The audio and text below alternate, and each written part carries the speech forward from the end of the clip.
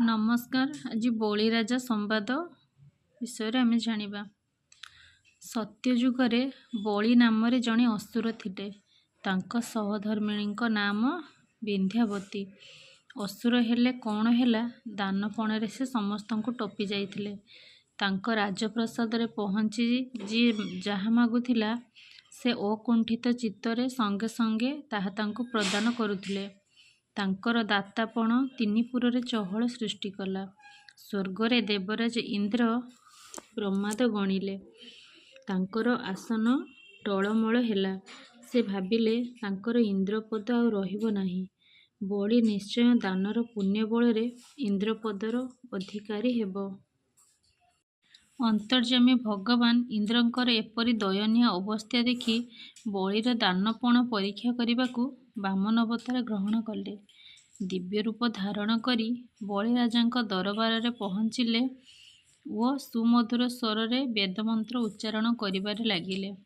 तांकर बाळ सुलभ उज्ज्वल कमनीय रूप, ठुलु ठुलु चाली ओ शुद्ध वेदध्वनि शुणी बलि मुग्ध होइगले। से आनंद मनरे तांकर नाम, ग्राम ओ आसीबार अभिप्राय पचारिले। वामन रूपी भगवान हस हस बदन रे मधुर स्वर रे कहिले, मु हेउछि भक्तिनगर बासिंदा। मोर बापांक नाम हरिभक्त ब्राह्मण ओ मातांक नाम सत्यवती।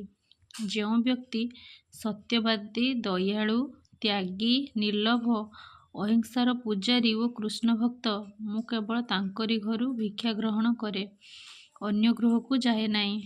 तुमर कीर्ति आज सारा जगत रे डिबी डिबी होई बाजुछि। तेणु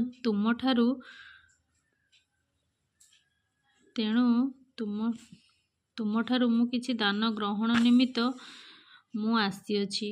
यह शुणी बलि आनंद गदगद चित्तरे वामन रूपी भगवानक पाद पूजा कले ओ वांछित वस्तु दान मागिबाकू निवेदन कले। स्मित हसी प्रभु कहिले, मोर बेसी किछि लड़ा नाही। मोर पादरे मात्र 3 पाद भूमि मोर यथेष्ट। यह शुणी बलि कहिले, हे ब्राह्मण पुत्र, आपण एते अल्प दान मागी बेकामी करिछंती। हीरा, नीला, मोती, माणिक्य एपरिक मोर राज्य मागिथिले मध्य मु अकुंठित चित्तरे ताहा दान करिथांती। आपण आपणक निष्पत्ति बदलाई किछि अधिक मागंतु। 3 पाद भूमि व्यतीत तांकर आउ किछि लड़ा नाही बोली वामन रूपी भगवान प्रकाश कले। तत्परे बलिराज शंखरे तिल पानी धरी दान देवाकू त्रिबार सत्य कले। भगवानक श्री करे पानी देवाकू उद्यत हुअन्ते दैत्यगुरु शुक्राचार्य बलिंकु दान न देवाकू कानरे नाना मंत्रणा देले। वामन बेशरे निजे नारायण तांकर सर्वस्व नेबाकू आसिछन्ति बोली परामर्श देले।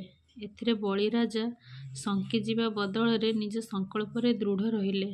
से कहिले, वामन रूपी ब्राह्मण तांको प्राण मागिले मध्य से देवाकू प्रस्तुत अछंती।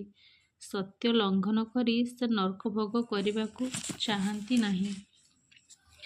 ब्राह्मण यदि भगवान होइथांते ताहले दान सफल हेबो। एहा कही वामनक हातरे पानी टेकीदेले। मात्र ए कौन, वामन रूपी नारायण संगे संगे त्रिविक्रम मूर्ति धारण कले। एक पादरे समस्त मर्त्य और आन पादरे से स्वर्ग राज्य अधिकार कले। तृतीय पाद पाई स्थान काहीं बोली बलिंको प्रश्न कले। राजा कहिले, आपणकर यदि अन्य पाद अछि तेबे मते मोर मध्य भूमि अछि। यह शुणी भगवान तांको नाभिरु एक पाद बाहर करी केउठे रखी बोली पचारिले। बलिराजा हसी हसी तांको मस्तकरे तृतीय पाद रखंतु बोली निजे शिरपात देले। से तृतीय पादरे भगवान बलिंको पाताल को चापिदेले। से हेले पातालपुरर राजा। नारायण को भूमिदान करी बलि काल काल को अमर होई रहिछंती। जुग जुग धरी तांकर दातापण स्वर्णाक्षर लिपिबद्ध होई रहिथिबो। एही भगवान वामनंक अभय चरण रे सदाबेले आमर मन, प्राण और हृदय लाखि रहु। नमस्कार। वीडियोटी भल लागिथिले लाइक, शेयर एंड सब्सक्राइब करिवे।